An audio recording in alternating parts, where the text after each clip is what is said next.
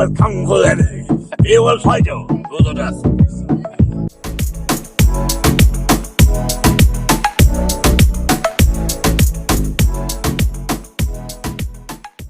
What's up, everybody? This is Kung Fu Eddy, baby, representing the Big Propaganda Wrestling Podcast and talking to Eddy, baby. And I'm here with a special guest, the most beautiful, voluptuous, very, very wonderful person, Britt, baby. How are you doing today? Oh, I'm doing great, especially after that intro. I mean, come on, I gotta hype you up. Like I told her, I was gonna be nervous, but once the camera's on, I'm gonna be hyped up. I gotta keep you around, you know. I mean, hey, we'll exchange numbers.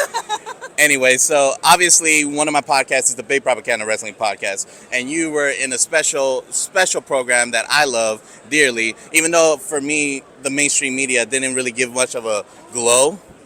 See what I did there? So how did you feel about being a part of such a big program like Glow? It was a dream come true. I mean, it was like the greatest experience I've ever had. I'm still... Should we pause? No. You can keep going. Okay. I'm still best friends with like that cast. We got so close because we were actually doing the wrestling together. So we would train for 2 months or a month before we started shooting. So it was just like a great experience. It was very physical, it was very intimate, huge group scene. So we spent hours together. It was just like a really special time in my life that I don't know if I'll ever be able to recreate. You know, what a special show. All those women. I mean, the catchphrase is always lightning in the bottle, and that's what that show was. And like you said, you built that special connection with that cast, and it showed on screen because of how much fun you guys have, and then the interviews backstage, and then all the bloopers, bleepers, all that stuff. And it looks like you guys were just having such a grand time. Is there like a story behind stage that brings good memories out of you? Oh my gosh. Well, I would describe the set like a slumber party. So there was a lot of screaming. We would make up a lot of songs. So we would have, like, when they call cut, we'd be like, cut, coconut. There were a lot of songs surrounding film terminology. So it would be like reaction, shots. Whenever a director would be like, okay, now we're going through and we're going to get all of the girls' reaction shots. And then we would start singing for 5 hours. We would do massage lines in the ring, like diagonally. All of us would line up behind each other. I think there are photos of that. So it was just like that energy all the time, which made it fun because there's long hours on set. It was really nice to get to be all together and like goofing off the whole time.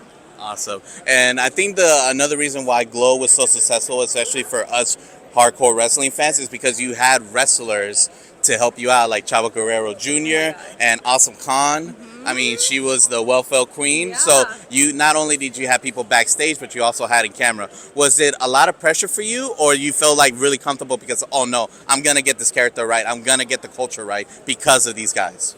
Well, I think going into it, I was really scared because I'd never wrestled before, and when we auditioned, it was like, you will be doing the wrestling. So I didn't know what to expect going in. But then Chavo is so amazing, and he did such a great job of preparing us. So I felt so safe that entire time. And it's not live. So we would rehearse the fights, but if you mess up or something, you can redo it or it'll cut around. So that helped us as actors. But it was honestly just really fun. I think we all got so into the wrestling that it was really exciting, less nerve-wracking. Everybody wanted like a big fight and to get to do cool moves. And they would choreograph the fights based on what we were best at. So that was awesome. They knew us really well. It was like a really big team effort. And Chavo is like the greatest guy ever. That's awesome. That's great to hear.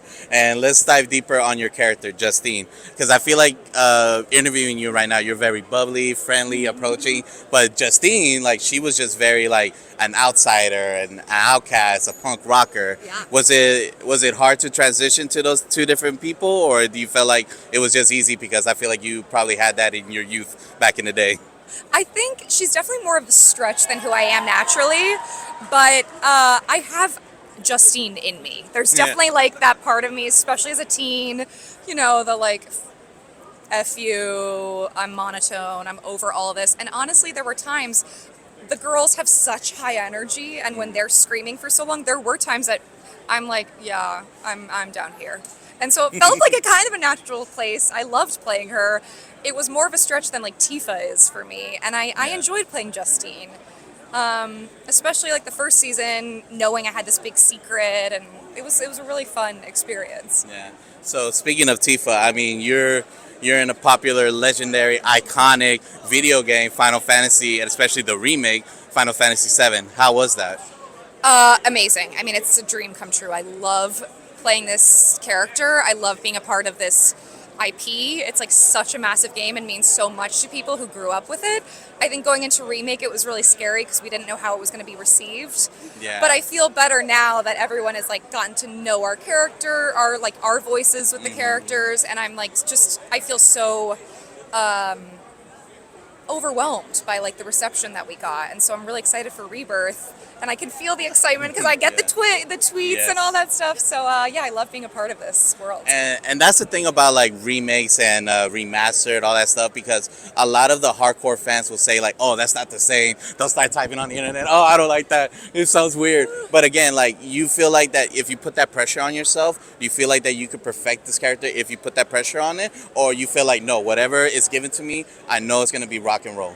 I mean, I try not to think too hard about how fans will receive it in terms of everyone's going to have, it's so subjective. Everyone Yeah. has their own opinion in any project. So I just have to rely on my own instincts, working with the director, making choices that we feel confident in, that I can stand behind, regardless of, opinions are going to be opinions no matter what. You want everyone to trust love it, but, if you're doing your job as an actor, I think that follows. And again, you've done such a great job as an actor. So I'm very proud that I had this opportunity to interview you. Thank you. So I appreciate your time nice again to so meet much. you. And this is Talking to Eddy, baby, representing the Big Propaganda Wrestling Podcast. And we are out.